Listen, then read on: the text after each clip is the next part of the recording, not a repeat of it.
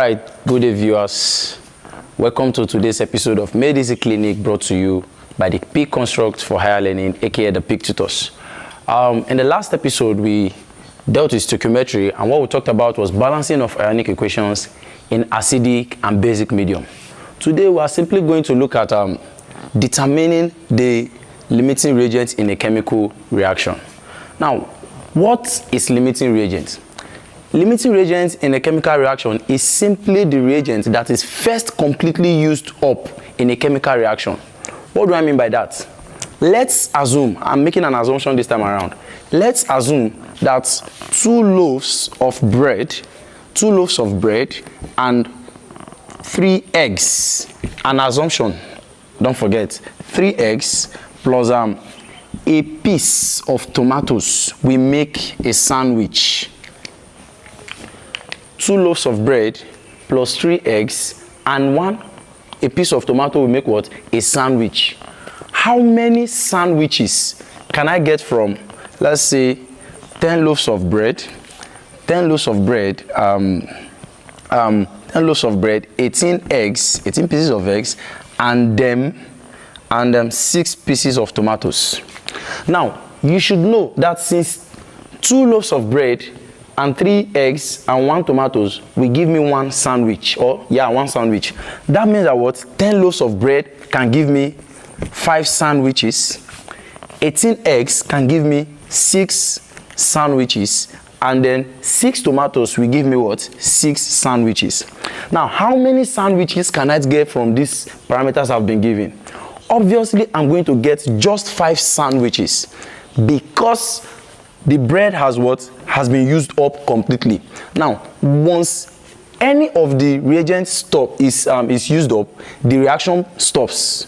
There is no more product that's going to be formed because somebody in the reaction has been completely used up. So it is a limiting reagent in a chemical reaction that determines the amount of products to be formed. Because my loaf of bread has been used up completely here, I can no longer get any sandwich. So I can get sandwiches from this parameter given. That is one of the way we started talking about limiting reagent. Now, as it is here, it sounds very simple.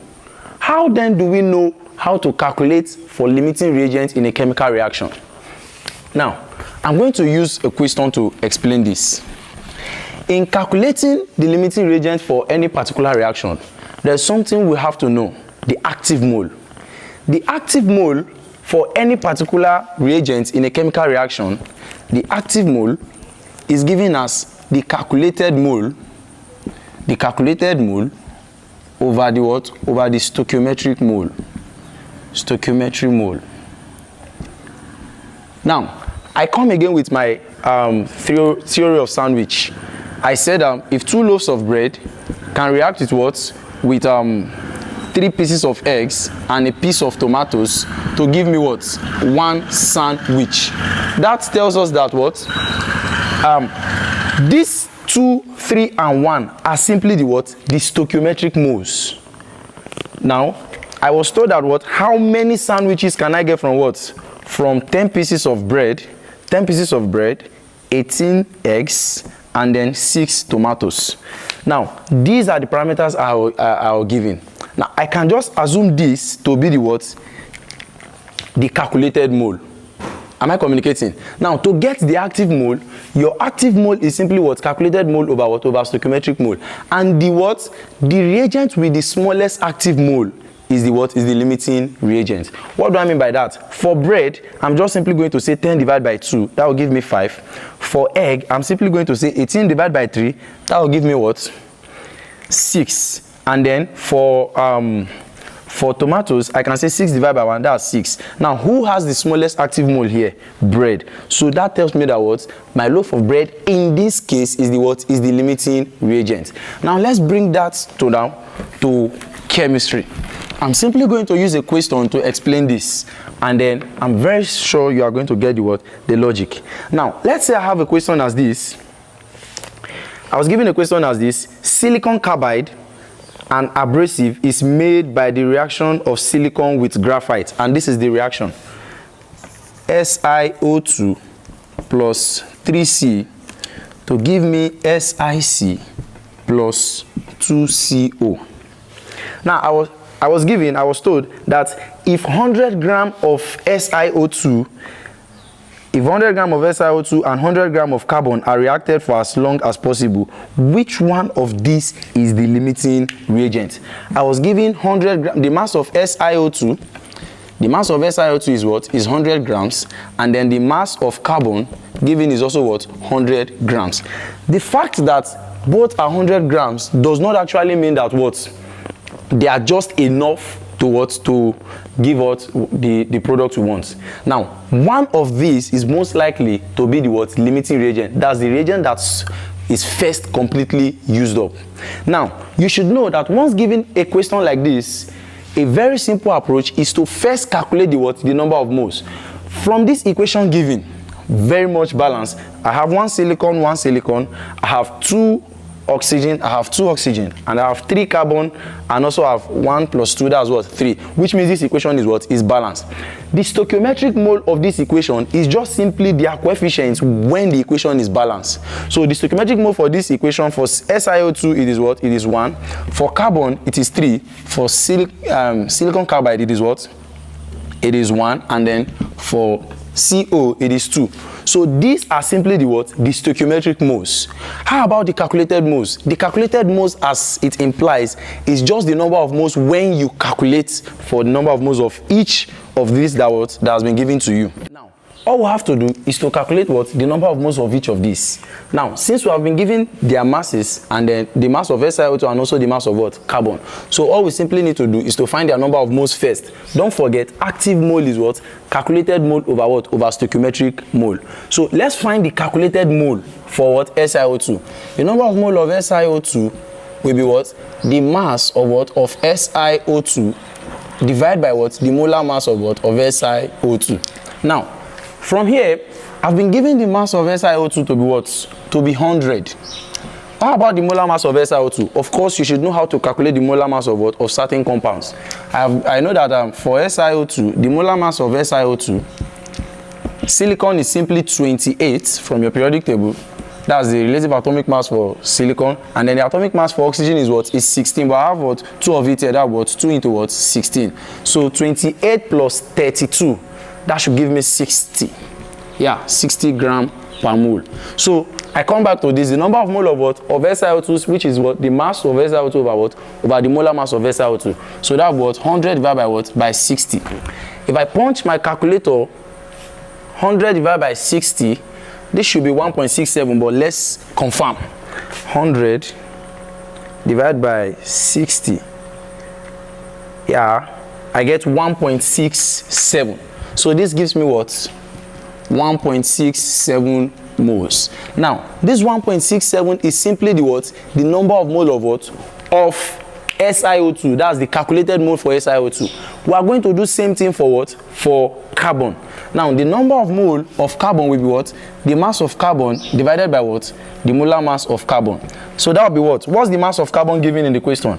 100 grams. And what's the molar mass of carbon, or relative atomic mass of carbon, is simply what? 12. I don't have to put this. Now, 100 divided by 12, this should be around 8.3. 100 divided by 12. Yes, 8.33. 8.33 moles. Now, this I have just done. I have only successfully calculated for what? For the calculated moles. How do I now know which of them is the what? Is the limiting reagent? Is it SiO2 or is it what? Carbon.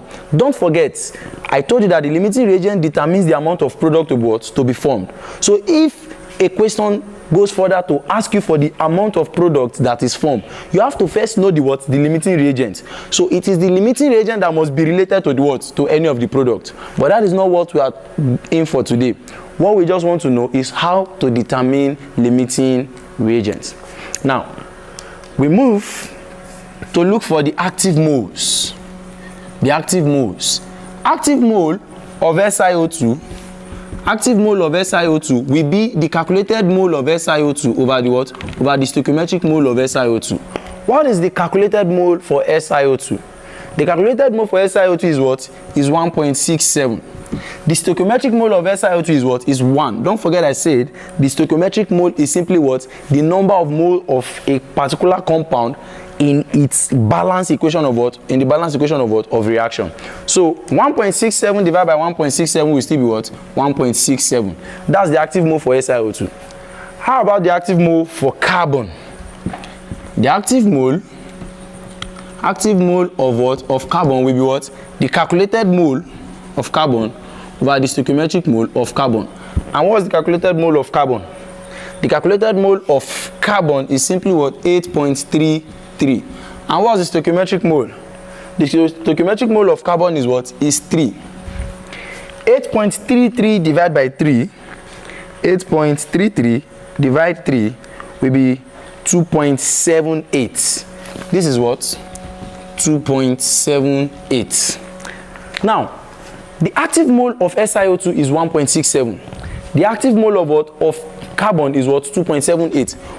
Of course, it is visible to the blind and maybe even audible to the deaf that what?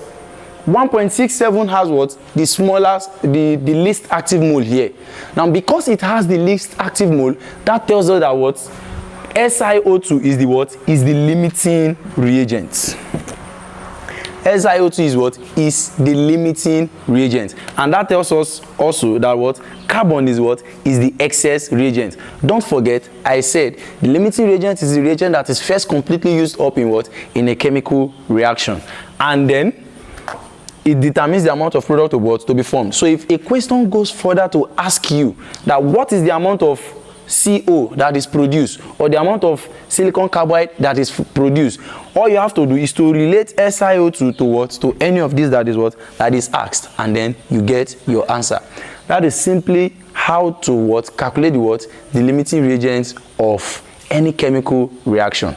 First, know their the stoichiometric moles, that's from the balance equation of reaction. Second, find their what? Calculated moles. Then the next thing is to find the active moles. The reagent with the smallest or the least active mole is what? Is the limiting reagent. I'm very sure that this explanation has been succinct and clear. So please and please join us for what? For the next episode of Made Easy Clinic. Thank you for staying with us.